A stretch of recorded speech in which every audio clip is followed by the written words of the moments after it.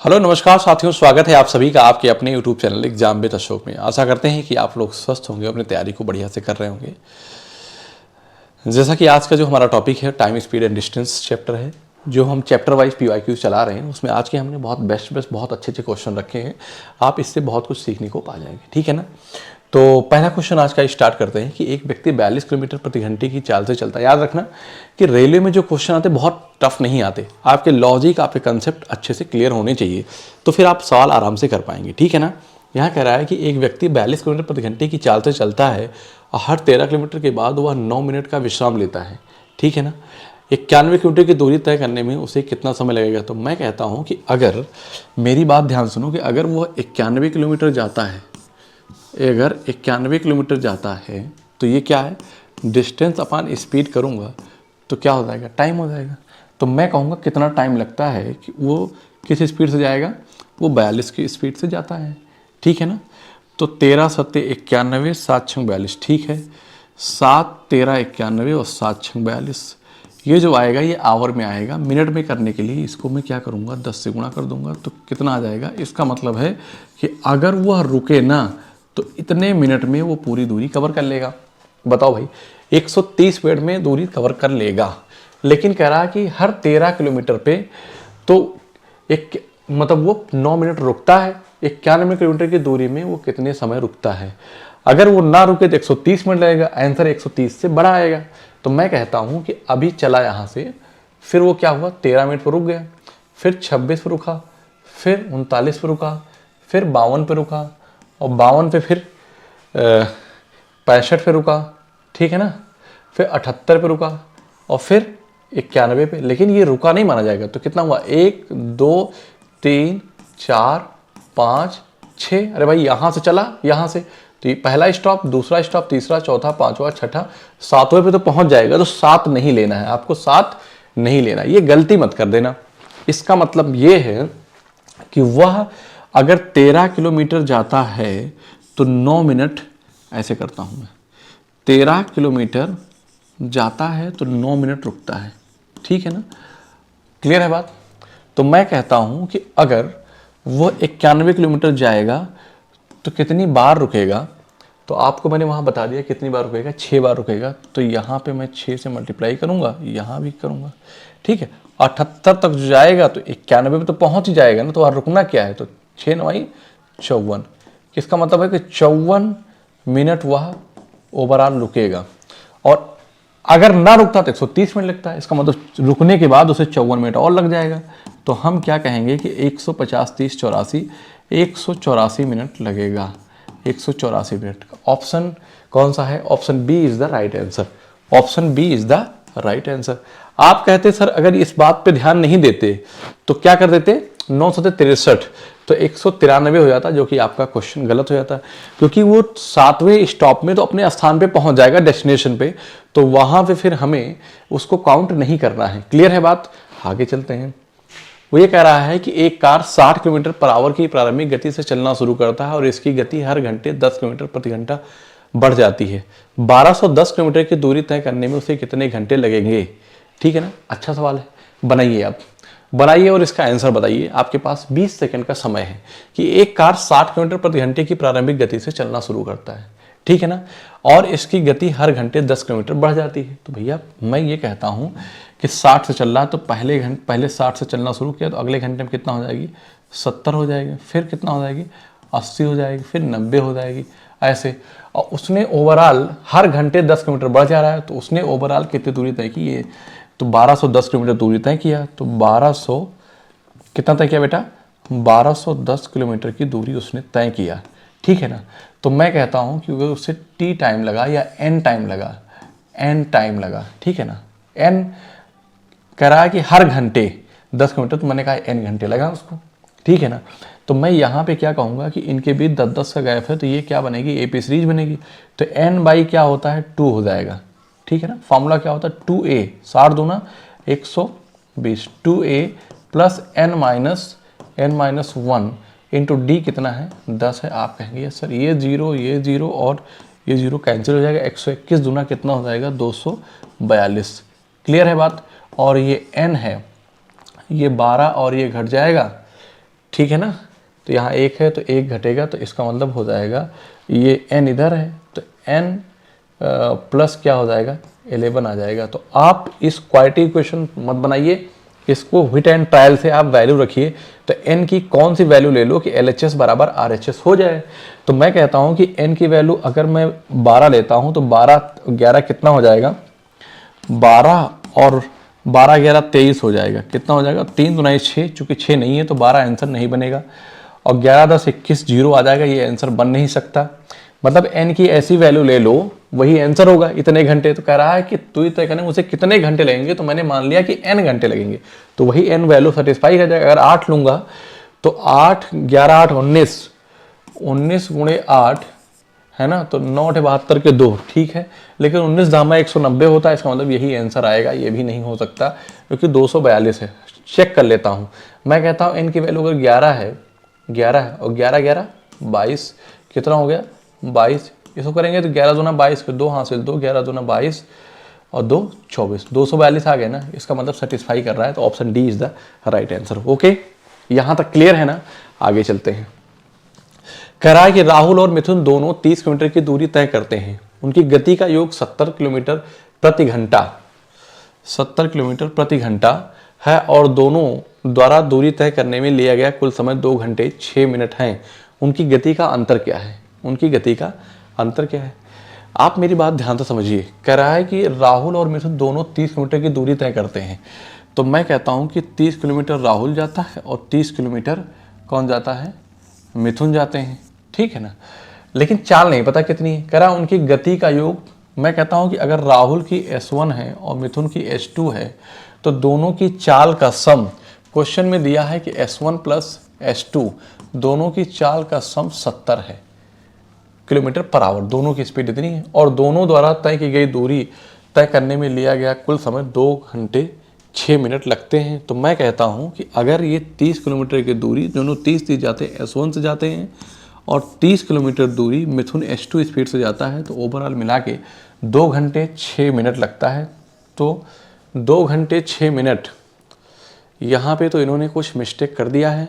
6 minute तो नहीं बनेगा, करके देख लूँ। अगर 2 घंटे 6 मिनट को मैं क्या लिखूँगा, 6 को 1/10 लिखूँगा तो 6 दहम मतलब कि 1/10 लिख दूँगा। 2 दूना 20 21/10, 21 बटे कितना आ जाएगा 10 आ जाएगा, ठीक है ना। चलो ठीक है, 2 घंटे 6 मिनट लगता है ना। तो जब 2 घंटे 6 मिनट को 2 आवर और प्लस 6 मिनट को जब मैं आवर में चेंज करूँगा तो ये 60 हो जाएगा, 6 दहम 10 हो जाएगा।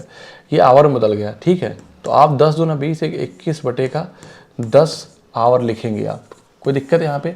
इसका मतलब है कि इसको ओवरऑल मिला के 21/10 घंटे लग गया, ठीक है ना। ये आवर में हो गया। तो मैं यहाँ पे 30 कॉमन लूँगा तो मुझे क्या मिलेगा, S1 plus S2 upon S1 S2 और 21/10 आप कहेंगे, कोई दिक्कत नहीं है सर, ठीक है ना। तो बस मैं सॉल्व करूंगा तो मुझे पता है कि S1 प्लस S2 70 है। तो मैं 30 गुणे क्या लिखूंगा 70 अपान S1 इंटू S2 बराबर 21 और ये है तो 7 3 21, ये कट जाएगा और ये 100 है और ये 10 है। कितना है? ये 10 है। तो 100 दाम में 1000 हो जाएगा। तो मैं यहाँ पे ये कह सकता हूँ कि S1 और S2 कितना आ गया 1000 आ गया। हमसे पूछा क्या है 1000 आ गया। हमसे पूछा उनकी गति का अंतर, उनकी गति का अंतर। तो आप S1 और S2 की गति निकाल लो हिट एंड ट्रायल से।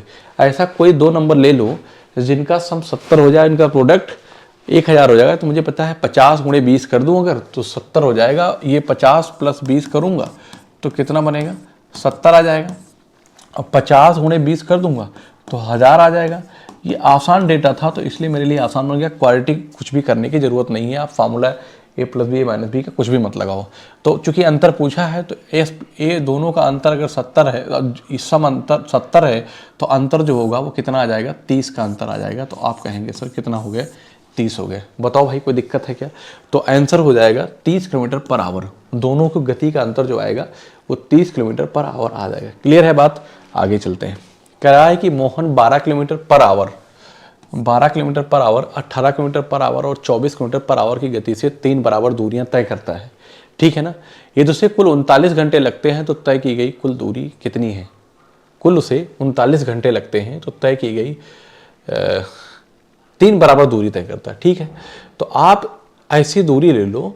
मैं कहता हूं कि दूरी कुछ भी है, फिक्स दूरी है। क्या है? फिक्स दूरी है। तो आप ऐसा करो कि 12, 18 और 24 का क्या ले लो? एलसीएम ले लो, 72 आएगा। तो मैं यहाँ पे कहूँगा कि माना जो दूरी है ना, वो दूरी जो है वो 72 किलोमीटर नहीं, 72 यूनिट है, ऐसा बोला जाएगा। क्योंकि आप मान रहे हैं किलोमीटर नहीं है, तो 72 को जब मैं 12 की स्पीड से जाऊंगा और फिर मैं किससे स्पीड जाऊंगा? इसी 72 को मैं, समान दूरी है ना, मैं 18 की स्पीड से जाऊंगा और डिस्टेंस अपान स्पीड है, और फिर मैं 72 को इसी 24 के स्पीड से जाऊंगा। किस स्पीड से? 24 के स्पीड से जाऊंगा। तो ओवरऑल मिला के मुझे कितने घंटे लग रहे हैं? उसे कुल 39 घंटे लगते हैं। तो मैं कहूँगा कि 39। क्लियर है बात? ठीक है ना।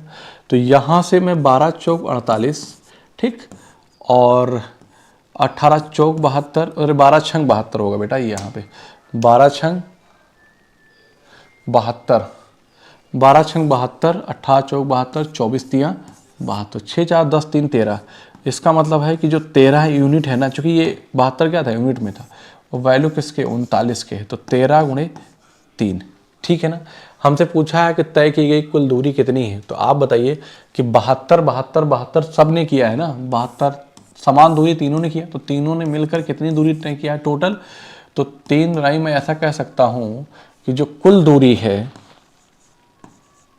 कुल तय दूरी जो होगी, तय की गई दूरी जो होगी, वो कितनी होगी बेटा?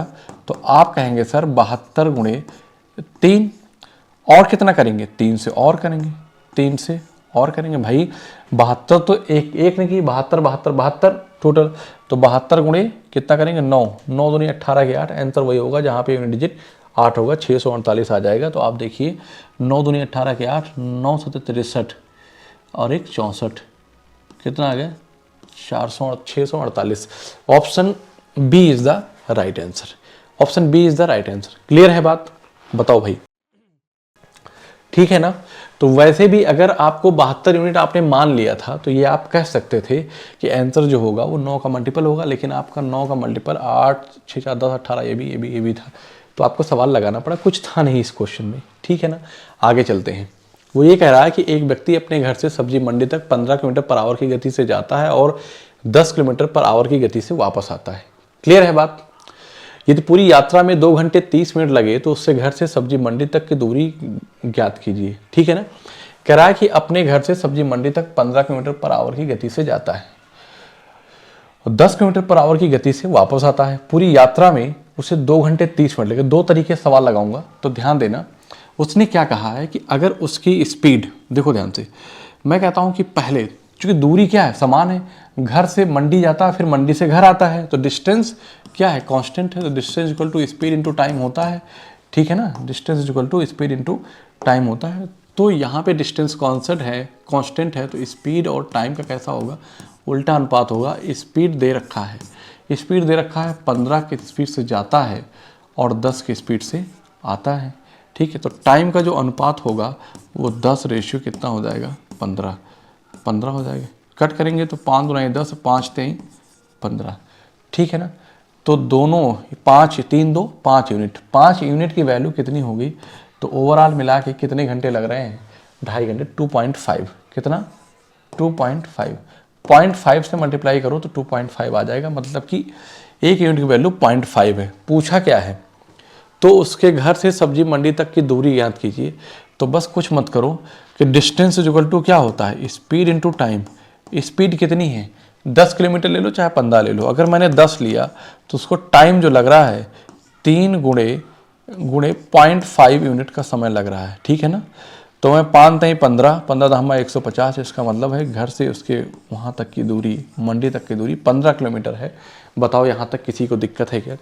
फार्मूला दूसरा क्या, फार्मूला क्या कहता है कि अगर कोई व्यक्ति सेम दूरी जाता है और आता है, टोटल टाइम दिया है, तो distance is equal to S1 S2 upon S1 plus S2 into total time t है।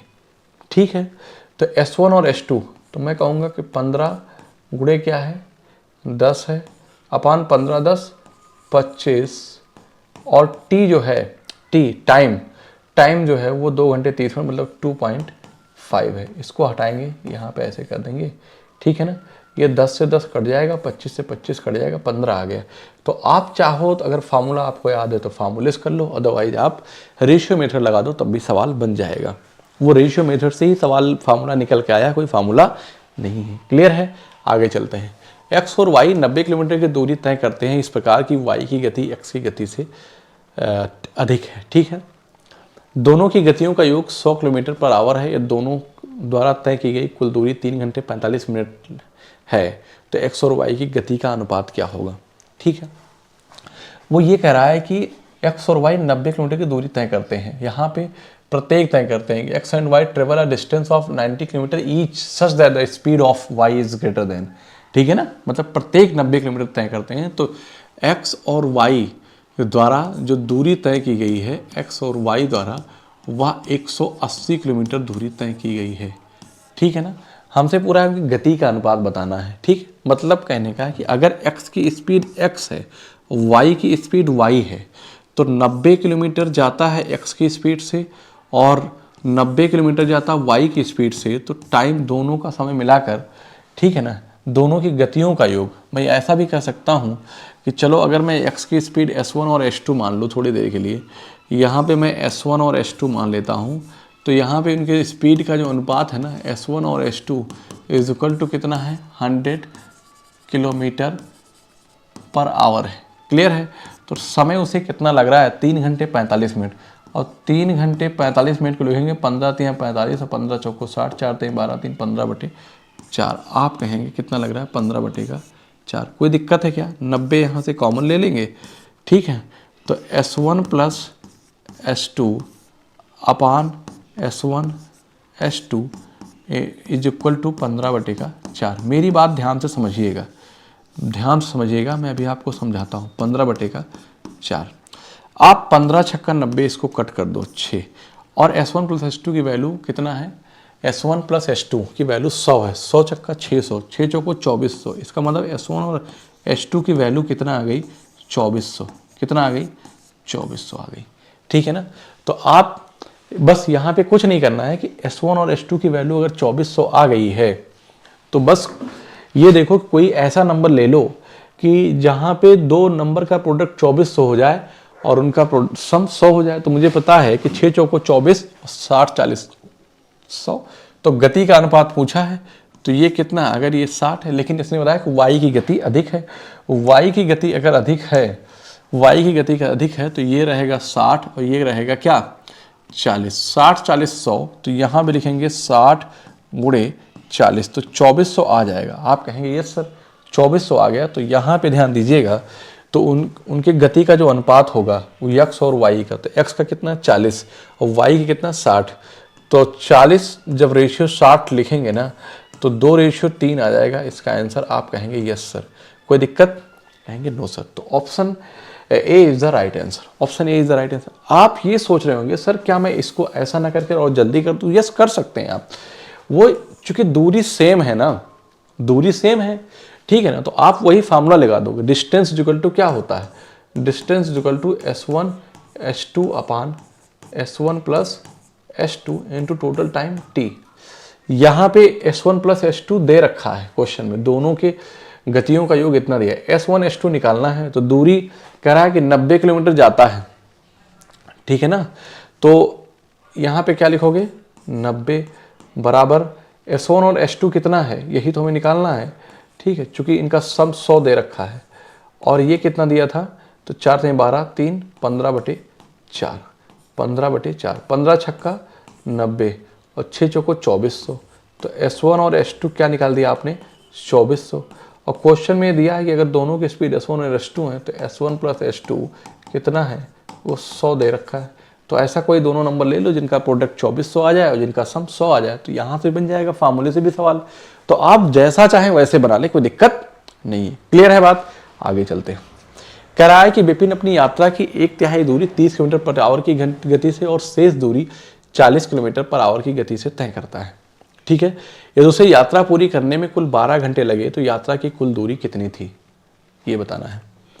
विपिन अपनी यात्रा का 1/3 मतलब कि 1/3 का मतलब हो गया 1/3, 3 में से एक दूरी, 3 में से अगर मैं लिख क्या रहा हूँ यहाँ पे दूरी का अनुपात लिख रहा हूँ ना, तो 3 में से एक दूरी वह 30 किलोमीटर की गति से जाता है। कितना से, मैं इसका स्पीड का अनुपात यहाँ लिखूंगा, स्पीड का अनुपात लिखूंगा मतलब कि चाल का जब मैं अनुपात लिखूंगा तो ये 30 और 3 में से एक गया तो बचा कितना, 2। और 2 कह रहा है कि शेष दूरी 40 किलोमीटर पर आवर की गति से तय करता है। यदि उसे यात्रा पूरी करने में कुल 12 घंटे लगे तो यात्रा की कुल दूरी है, तो 40 किलोमीटर की शेष दूरी से जाता है, 40 किलोमीटर पर आवर की दूरी से। ठीक है ना, यदि उसे यात्रा पूरी करने में कुल 12 घंटे लगे, ठीक है ना, तो मैं कहता हूं कि इस दूरी जो कि रेशियो में है, अनुपात में, तो मैं यहाँ पे 30 और 40 का एलसीएम 120 आ जाएगा, 120 से मल्टीप्लाई करूँ तो 120 हो जाएगा और ये कितना हो जाएगा, 240 हो जाएगा। तो ये दूरी का अनुपात आ गया। तो मैं कहूँगा कि इसको डिवाइड करूँगा तो मुझे टाइम मिल जाएगा 3 चौक 12 और 4 छंग 24। ठीक है ना, तो 6 4 10, तो मैं कह सकता हूँ यहाँ पे कि 10 यूनिट की जो वैल्यू है ना वो कुल 12 है, तो 1.2 से गुणा करूंगा तो हो जाएगा, 1 यूनिट की वैल्यू 1.2 है। तो यात्रा की कुल दूरी बताओ कितनी है, तो इसका मतलब है कि 120 और 240 तो 360 है कुल दूरी। तो यात्रा की जो कुल दूरी है ना 360 यूनिट है, क्योंकि मैंने रेशियो में लिया है, तो 360 यूनिट, 1 यूनिट की वैल्यू 1.2 है, तो 1.2 से मल्टीप्लाई करूंगा। ठीक, इसको हटाऊंगा तो ये कैंसिल हो जाएगा इस पॉइंट से, तो 12 छंग 72 के मतलब 360 दामा 360 72 और जो जाएगा तो 400 समथिंग आएगा, और भी कितना आएगा लास्ट में 432, कितना आ जाएगा 432। ठीक है, अरे 12 छंग 72 के 2 हासिल 7, तो 12 36 4 40, एक मिनट 12 छंग 72 के 2 हासिल 7, 12 36 4 40 3 43, कितना हो गया 40 3 43, 432 किलोमीटर आ जाएगा यात्रा की कुल दूरी। यहां तक अगर किसी बच्चे को कोई प्रॉब्लम है तो बताए कमेंट के माध्यम से, कमेंट में वो पिन करे। ठीक है ना, कोई दिक्कत है यहाँ पे नहीं। आगे चलते हैं। एक व्यक्ति ने स्टीमर से 120 किलोमीटर, ट्रेन से 450 किलोमीटर और घोड़े से 660 किलोमीटर की यात्रा की। उसे इसमें 13 घंटे 30 मिनट लगे। यदि ट्रेन की गति घोड़े की गति से 3 गुना और स्टीमर की गति से 1.5 गुना है तो स्टीमर की गति क्या है? बढ़िया सवाल है। मतलब है कि एक स्टीमर है, क्या है? एक स्टीमर है और एक ट्रेन है और एक क्या है? हॉर्स है, अर्थात घोड़ा है। 120 किलोमीटर स्टीमर से, ये डिस्टेंस का लिख रहा हूँ, ठीक, और ट्रेन से 450 किलोमीटर और यहाँ से 60 किलोमीटर है। चूंकि इनके स्पीड का अनुपात दे रखा है, सेम क्वेश्चन है, क्वेश्चन कैसा है? सेम है, बस यहाँ पे ध्यान दें, इससे उसे इसमें 13 घंटे 30 मिनट लगे। जब 13 घंटे 30 मिनट लगे तो मेरी बात ध्यान सुनिएगा, मैं कहता हूँ आगे ध्यान दो कि जो इनके स्पीड है ना, टाइम आ जाएगा।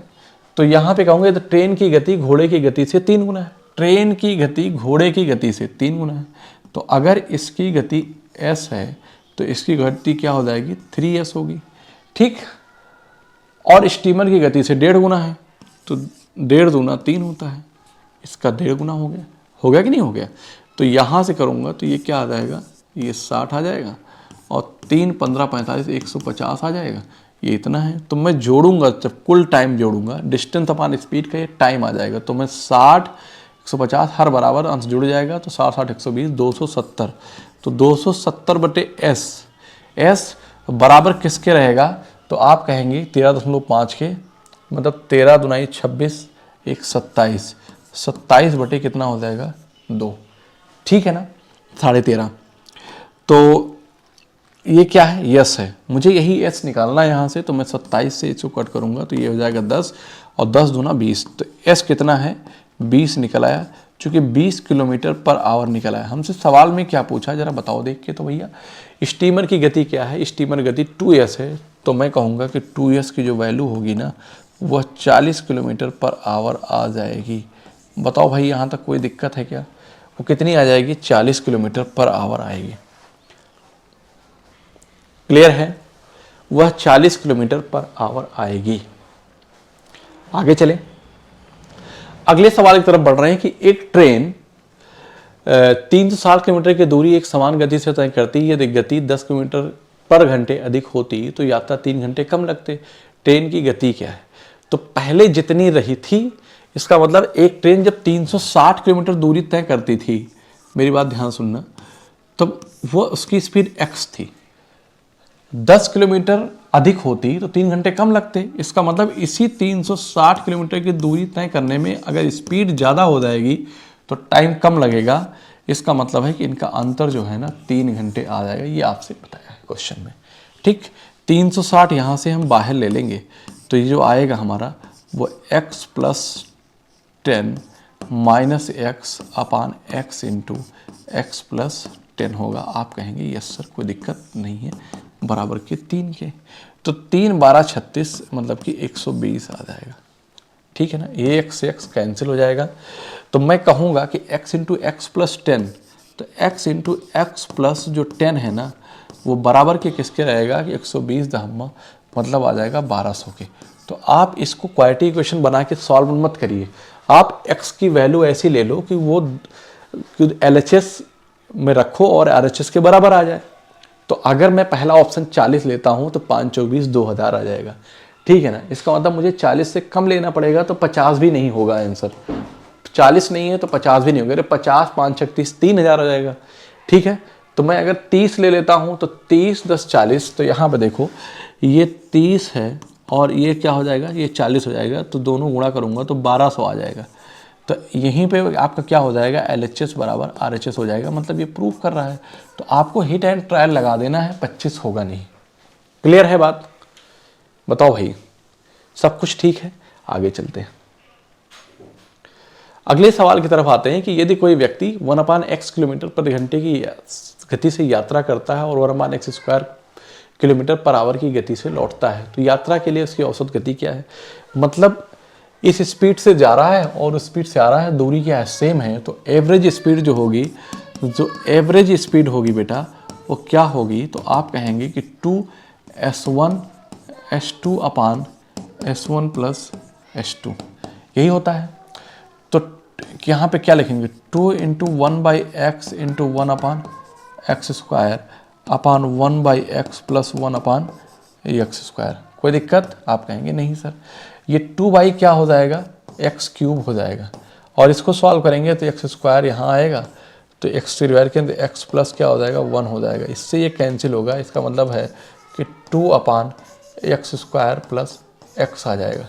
क्या ये ऑप्शन में है कहीं? क्या 2/, इन्होंने ऑप्शन को गलत लिख दिया है, 2/x + x² आएगा, इन्होंने यहाँ पे ऑप्शन को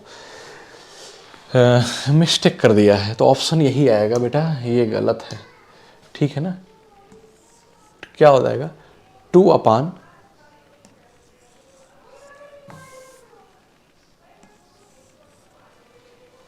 ठीक है ना, 2/x + x²। चेक कर लेता हूँ एक बार फिलहाल, तो x² से x कटेगा तो 2/, क्या बच जाएगा, x नीचे आएगा, x × x²। सही है, यही सही है, इसमें कुछ था नहीं, ठीक है ना। आगे चलते हैं, एक कार A से B तक 110 किलोमीटर प्रति घंटे की गति से जा रहा है और वापस आते समय उसकी गति पूरी यात्रा के दौरान औसत गति क्या है। अब आप देख रहे होंगे कि एवरेज स्पीड पे सवाल बहुत पूछता है, फिर होता बहुत आसान है, लेकिन आज के डेट में बहुत कैलकुलेटिव डाटा उसने पूछने लगा है। तो आप मेरी बात को समझिएगा कि जो एवरेज स्पीड निकालेंगे तो दूरी सेम है, दूरी क्या है, सेम है, तो मैं कहूँगा कि 2s1 s2 upon s1 + s2, ठीक है ना।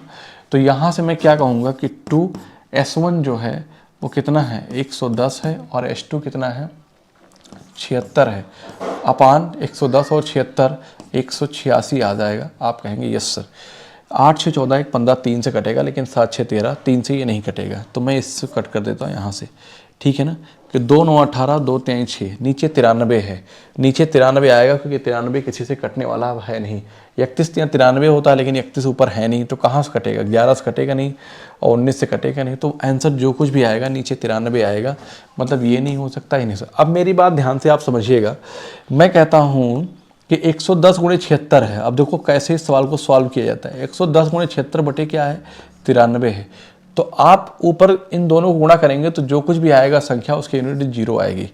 तो आप सही बटे में लिखेंगे 93 गुणे समथिंग, मैंने यूनिट डिजिट मिलाएंगे तो लास्ट में क्या आएगा, जीरो आएगा। तो आप देखिए कि 3 9 27, 3 30 के शून्य आ गया, ये आ गया। अगर यहाँ चेक करो तो अगर दोनों आ जाता है तो फिर मैं ऑप्शन निकालना पड़ेगा, फिर मुझे सॉल्व करना पड़ेगा। 3 3 का 9 9 9 18, यहाँ पे यूनिट डिजिट 8 आ रहा है, आना कितना चाहिए, जीरो आना चाहिए। इसका मतलब है कि option a is the right answer और d is the wrong. Okay, तो ये आपको अप्रोच लगानी है। आप हमारी सीआई क्लास देखिए, इसी के टीएचडी क्लास यूपीएसआई वाले में देखिए, मैंने ऐसे बहुत सारे सवाल एवरेज स्पीड रखे जहाँ पे अब आप एवरेज स्पीड में बहुत अच्छे से सवाल आते हैं, मतलब डेटा बहुत अच्छा रखता है। सवाल तो बिल्कुल कैसे बनेगा भाई, 2s1 / s1 + s2 यही लगेगा एवरेज स्पीड पे, ठीक है ना। आगे चलते हैं। कह रहा है कि रोशनी ने बिंदु ए से बिंदु बी तक 66 किलोमीटर प्रति गति से यात्रा की और उसी मार्ग से 92.4 किलोमीटर पर आवर की गति से वापस लौटी। दोनों दिशाओं में यात्रा के दौरान रोशनी की कुल औसत गति क्या थी। ठीक है, यहां भी एवरेज स्पीड ही है पर डेटा चेंज किया गया है, डेटा चेंज किया गया है। अगर एवरेज स्पीड की बात करें तो 2s1 s2 upon s1 + s2, ये आप कर लीजिएगा। क्या करके दिखाऊं, चलो अच्छा कर देता हूं। तो मैं कहता हूं कि 66 गुणे 92.4 गुणे 2 बटे, इन दोनों को जोड़ूंगा मैं, 92.4 और गुणे प्लस 66 करूंगा तो कितना आ जाएगा, 4 6 2 8 9 6 15, 158.4। इस पॉइंट यहाँ से हट जाएगा, ठीक है ना। तो 8 1 9 4, 11 6 66, 11 कम 11, 11 चौक 44, 11 चौक 44, 12 बरी हम 144, 6 दूना 12, ठीक है ना। 144, अरे ये 12 नहीं था भाई, ये 12 नहीं था, हाँ 144 आ गया। तो 6 दूना 12, अब आएगा 12, अब आएगा 12, ठीक है ना। तो 12 सते 84 और 12 सते 84 कट गया, तो 77 किलोमीटर पर आवर आ जाएगा। आसान था ये, ठीक है ना, क्लियर है। आगे चलते हैं। कह रहा है कि एक ट्रेन 72 किलोमीटर पर आवर की गति से एक खंभे को पार करने में 24 सेकंड का समय लेती है। ट्रेन की लंबाई क्या है। जब आप ट्रेन की लंबाई की बात करें, जब भी ट्रेन किसी खंभे को, किसी आदमी को, ठीक है ना, किसी पोल को क्रॉस करती है तो सिर्फ अपनी लंबाई को क्रॉस करेगी। इसका मतलब है कि ट्रेन जो है distance equal to speed into time होता है। एक ट्रेन 72 किलोमीटर पर आवर गति से एक खंभे को 24 सेकंड में पार करती है। तो जब खंभे को पार करेगी तो अपनी लंबाई को पार करेगी। तो बस यहीं पे क्या करेंगे, ट्रेन की लंबाई क्या मीटर में आया है, तो इस 72 को मैं 5/18 कर दूंगा और इंटू क्या है 24, 18 चौक 72, 5 चौक 20 और 24 दूना 48, कितना हो जाएगा बेटा, 480 आ जाएगा, वो भी मीटर में। तो 480 मीटर में आएगा। यहाँ पे यूनिट ही डिसाइड करता है। अगर यूनिट कन्वर्जन आपको अच्छे से आता है तो आप सवाल बना पाएंगे।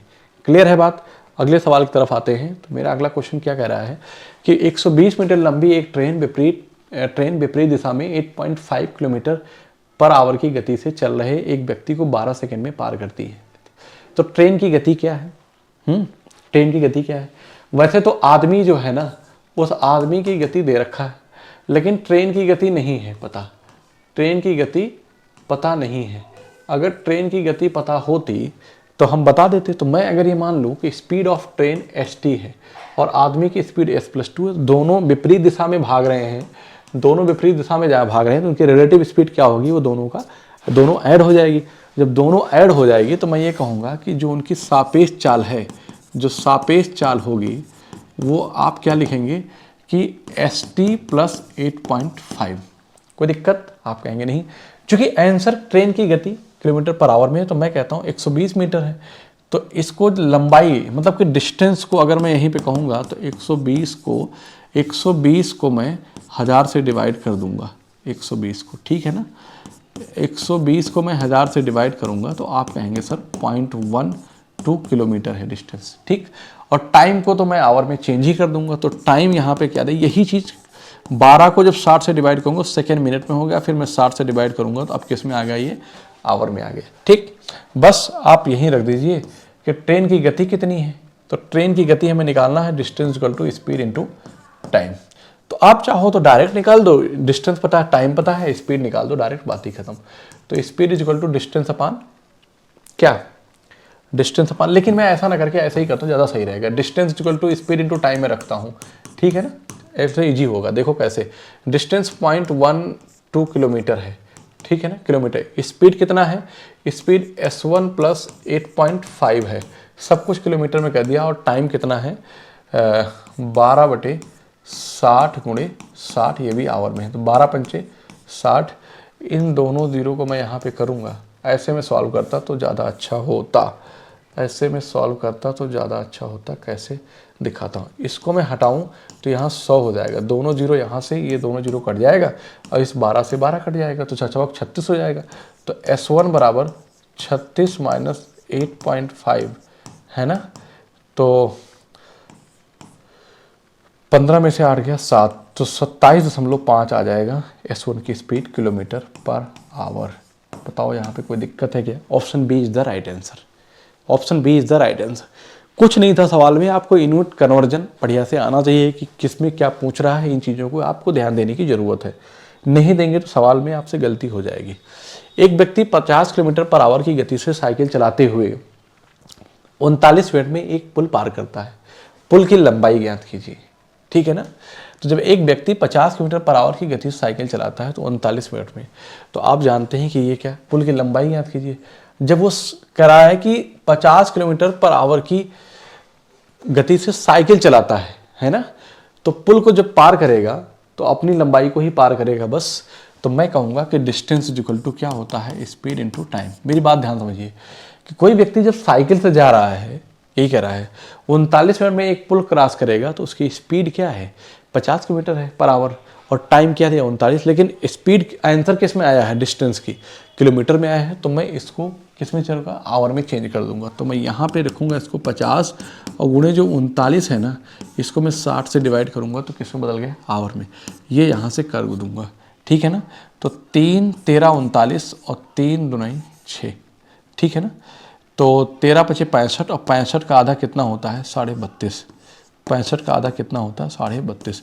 इसका मतलब है उनके बीच की दूरी 32.5 किलोमीटर है। बताओ भाई, क्लियर है?